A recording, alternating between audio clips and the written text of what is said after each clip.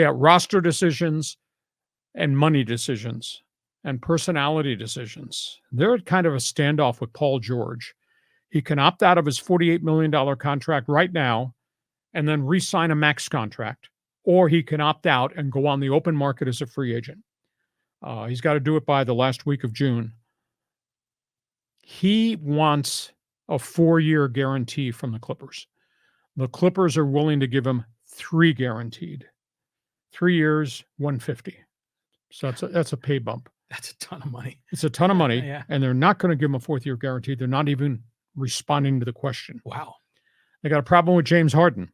He wants to stay, but again, he faded in the playoffs again. That's the 3rd year in a row. He's a free agent, street free agent. They're willing to talk 2 years, $25 million per.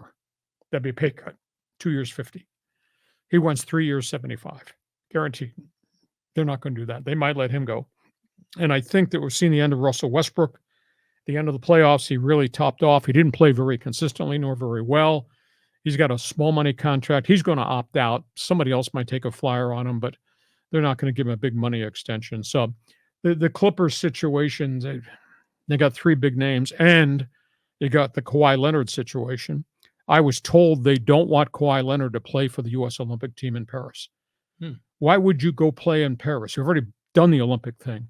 Why'd you go play in Paris when you got this chronic right knee inflammation thing? Why would you do that? So there may be a little difference of opinion about he wants to do it. They say, no, you're playing for us. We don't want this flare problem again.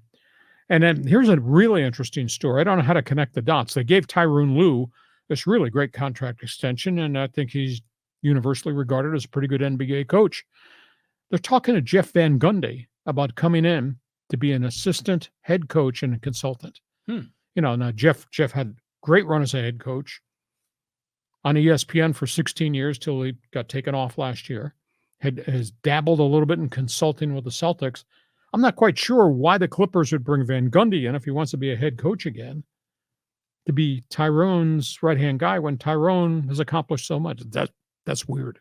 Yeah, well, it's like that NFL team. One of them brought in an assistant head coach to be over the offense and was going to supplant the offensive coordinator. It's the same vibe. Yeah, New York Jets. Then the Jets did that. Yeah, so the Clippers are so mid, like always like a 5th seed and can't get far enough. I say turn the page on Harden, turn the page on Westbrook.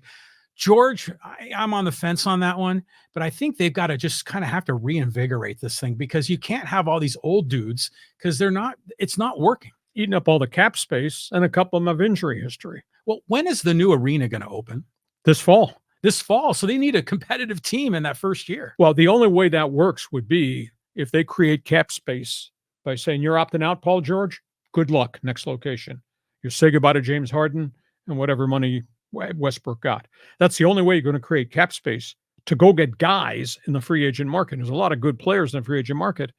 You're going to have to overpay to get them, and they're going to come here.